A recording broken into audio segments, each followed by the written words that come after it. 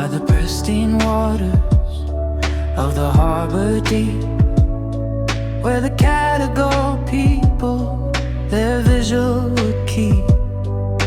Thousands of winters of indigenous grace before the tall ships altered the face of this place.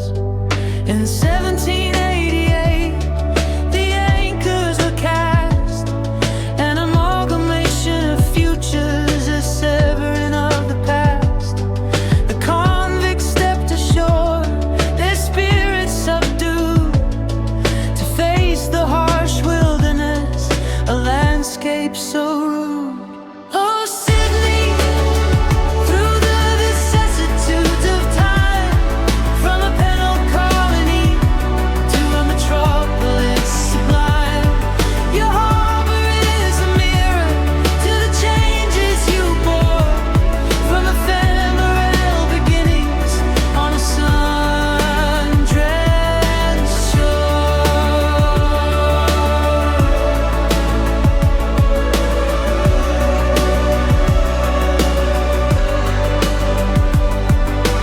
Years grew tumultuous, the rum corpse took hold, an audacious rebellion for power and gold.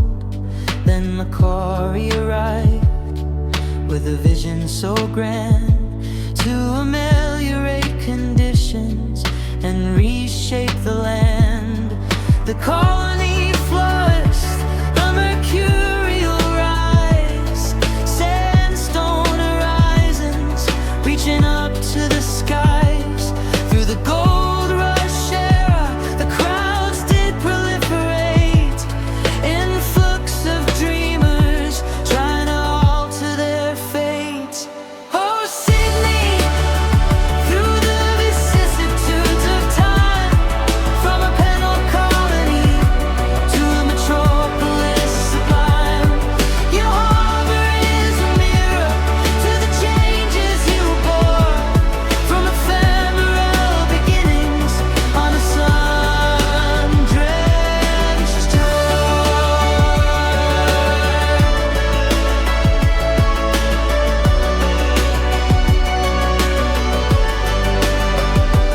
Now the harbor bridge stands with venerable might, an ironclad giant in the shimmering night, and the opera house sails a quintessential view, juxtaposed against the deep Pacific blue. The trauma of history is not obliterated, but in this modern melting pot, a new song is created. A capacious city where the past still resides, washed by the rhythm of the timeless tides. From the first campfires to the neon glow, watch the ancient harbor flow.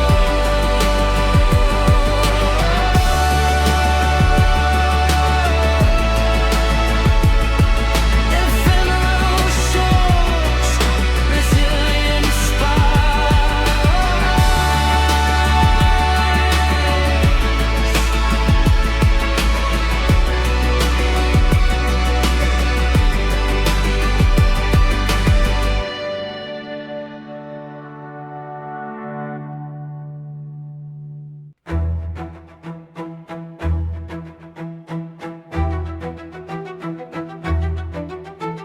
Long ago, before the abduction of the soil by the tall ship's line, the Aborigines walked through Warring, where the azaleas shine. This was their ancestry, a spirit world created by Bay Maeve's hand, where the tank stream was an element for the free across the airy land. No anachronism in their evidence, they lived akin to the salty sea, until the supply arrived at the Sydney Cove, begged ending the abeyance to be.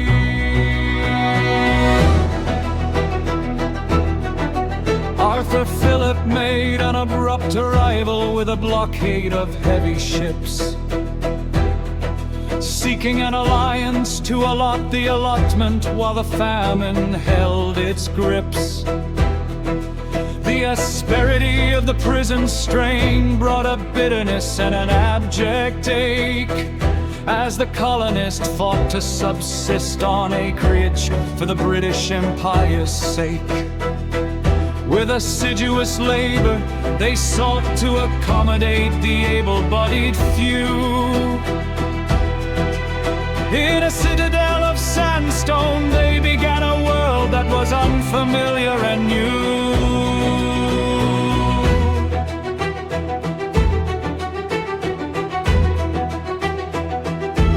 To Cockatoo Island, the repeat culprits were sent in penal seclusion, where they had to harry braid the stone and excavate the silos in a morose delusion. Under the administrator's admonition, they felt the Cat O' Tails' absurd intrusion, while Captain Thunderbolt found an audacious alternative to the gale's abstruse confusion. No absolution for the brigands or the repeat offenders in the cell, just a laborious drudgery through the nocturnal night where the morose shadows dwell.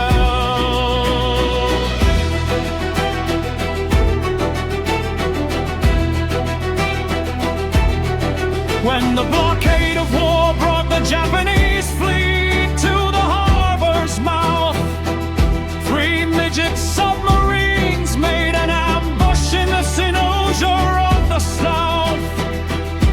M24 entered the labyrinth of the boom net as the searchlights scanned the brine, while the USS Chicago survived the onslaught and the calamity of the torpedo's line. The Cuttable was annihilated, a finale of life in the Garden Island Bay, where 21 valorous sailors met the adversity of the belligerent fray.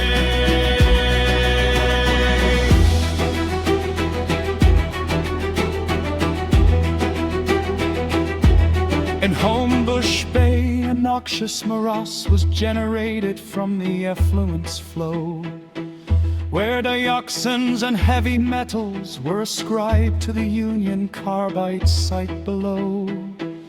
They sought to ameliorate the aqueous bed as the toxic aggregate would grow. With sedulous vigilance, they purified the waterways for the radiance to show. The municipality took actionable steps to alleviate the noxious pesticide seed, to atone for the industrial aberration and fulfill the populace's need. Now the stadium is galvanized with avidity as the competitors take the field, where Messi and Neymar show ambidextrous dexterity that will never yield. In the American Cup, they void for the jubilation and the populace's acclaim, as the plaudits for the Miami club's victory set the southern sun afire with the flame. With beatitude and exultation, the finale of the game is won. Under the stately panorama of the agitation until the day is done.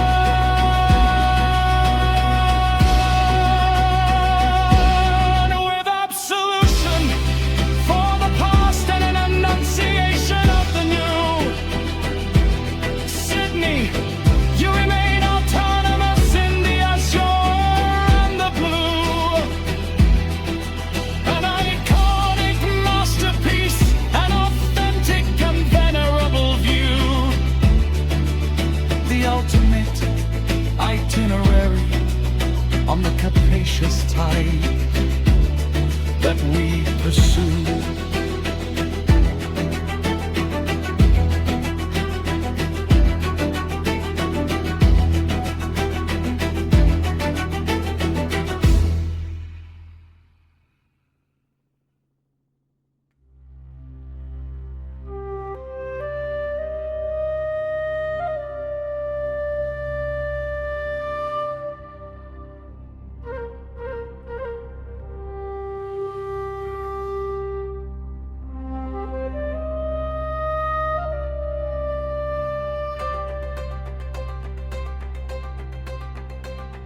Before the decampment of the foreign ships' line, war reign saw decency of divinity shine.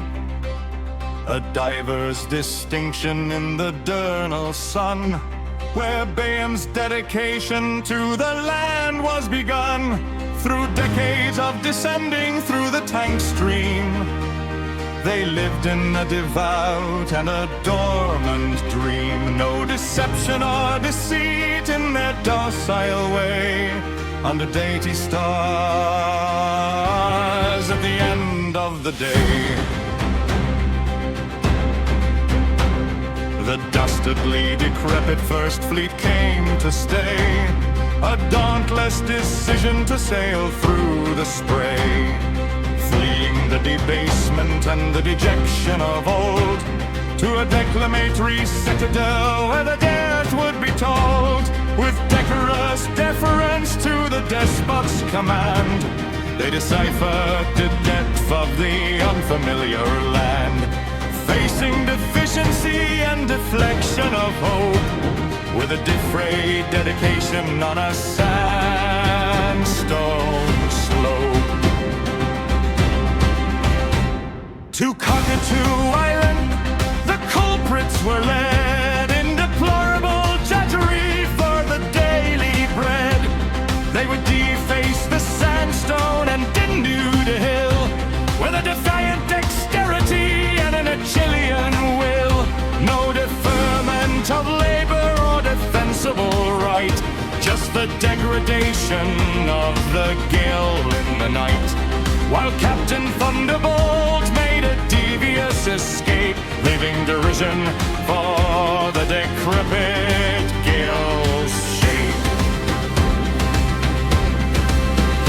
A defensive demarcation was built for the south, with detruded ordnance at the harbor's mouth.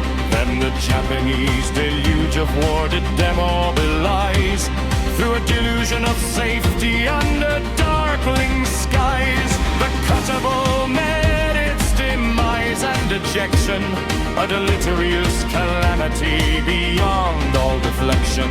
21 dauntless souls found the dead heat of life in a detestable, diabolic, and belligerent strife. Then a demonstrable edifice rose in the air, an edifying embodiment of a stately care. The bridge was a derrick of demonstrated skill and effective efficiency of the engineer's will. Through the depression, the determination was grand, as the derricks designated the arch over the land. No deformity here, just an effulgent radiance, an eminent excellence for the harbor's allegiance.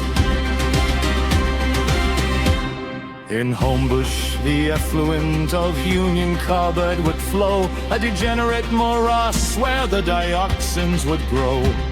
The detrimental depletion of the aqueous bed, where deleterious elements and heavy metals spread. The department sought to deplete the noxious seed, to defray the disorder and fulfill the populace need. With diligent vigilance, they determined the exodus, to purify the waterways and save all of us.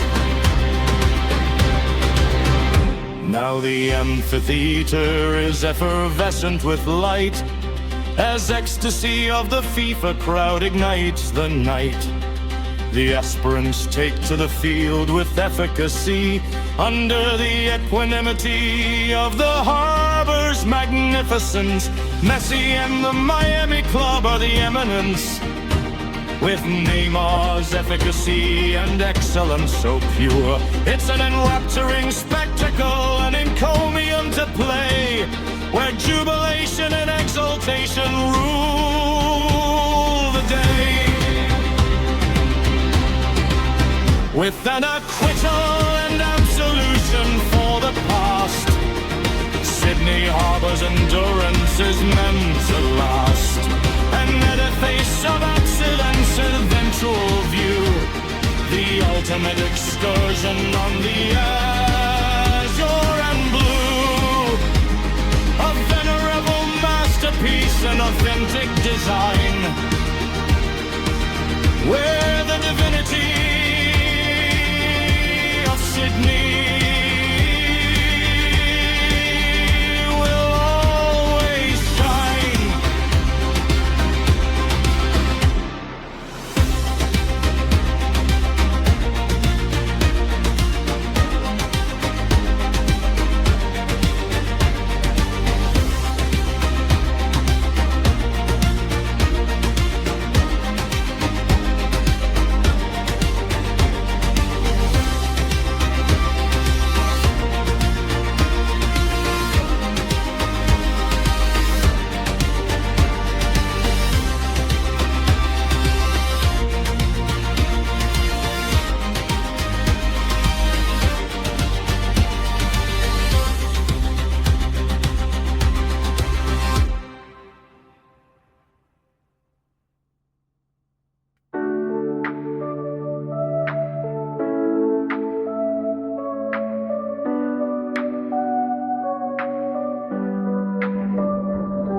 By the pristine waters of the harbor deep, where the Cadigal people their vigil would keep, thousands of winters of indigenous grace before the tall ships altered the face of this place. In 1788, the anchors were cast, an amalgamation of futures, a severing of the past. The convicts stepped ashore, their spirits subdued, to face the harsh wilderness, a landscape so rude. Oh, Sydney, through the vicissitudes of time, from a penal colony to a metropolis sublime, your harbor is a mirror to the changes you bore, from ephemeral beginnings on a sun-drenched shore.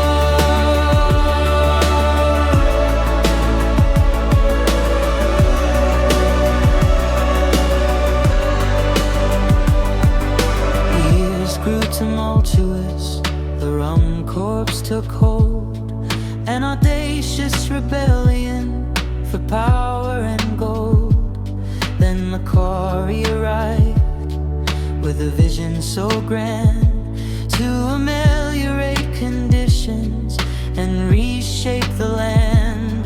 The colony flourished, a mercurial rise, sandstone horizons reaching up to the skies. Through the gold rush era, the crowds did proliferate, influx of dreamers trying to alter their fate. Oh, Sydney, through the vicissitudes of time, from a penal colony to a metropolis sublime, your harbor is a mirror to the changes you bore,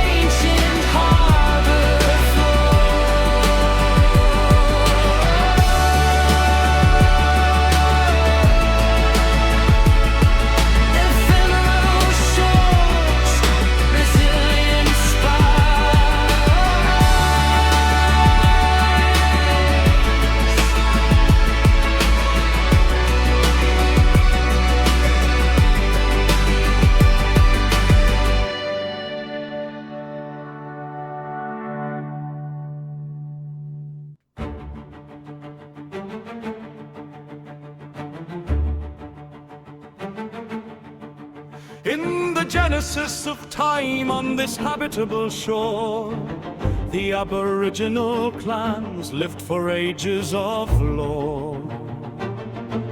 The Darug and Yora, ingenuity and peace, on land where the grassy habitude wouldn't cease. No guile in their gesture, no guide to the sea. In homage to spirits they wandered so free. Their heritage is sacred, a glimpse into truth before the ignoble arrival of an overseas youth. In 1770, Cook's glimmer of light brought a ghastly harbinger to the Greedle site. Then the garrison arrived with the first fleet in hand to generate a colony on Granite Face land. Arthur Phillip, the governor, so hentil and wise, left the gloom of the drill for the southernmost skies. He found the finest harbor with gratification for the horde of the heedless in a new location.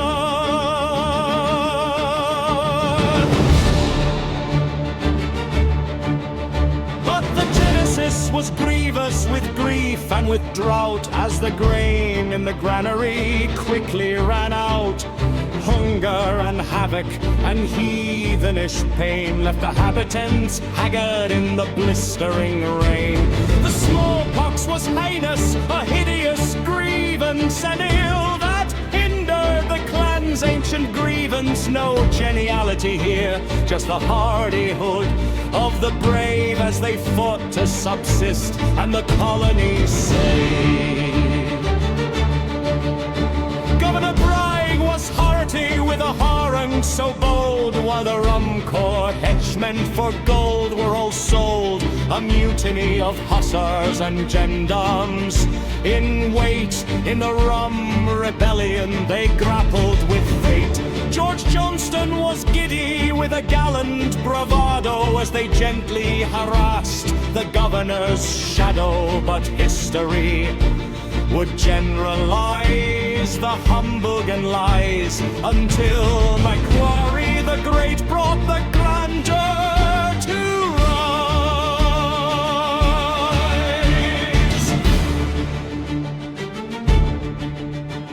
Macquarie was human with a humanitarian gusto, building a grand hospital that we still can trust so. With Francis Greenway, a glazier of stone, they built a genteel Gothic revival throne. No hesitancy in the growth, no hiatus in trade, as the Parramatta gradient and highway were made with generosity for emancipists, a genesis of pride. Sydney became gourmet on the capacious tide.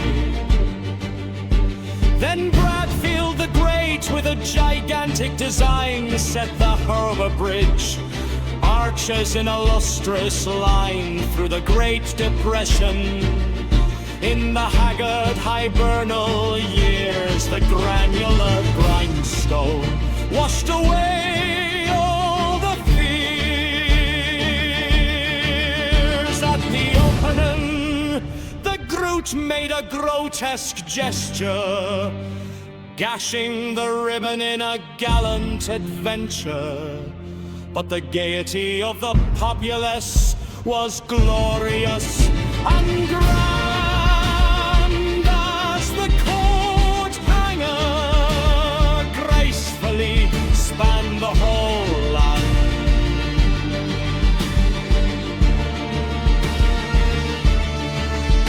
From the grotto of time rose a masterpiece of light, the opera house sails a gladdening sight. Journeyed sun, the giver of a globular genesis, face the grievous harassment and political menace. But Peter Hall's Hardy, who'd brought the finale to view, under azure and gold in the irradiant blue. It's the cynosure of the South, a glorious icon, where the symphony plays and the grand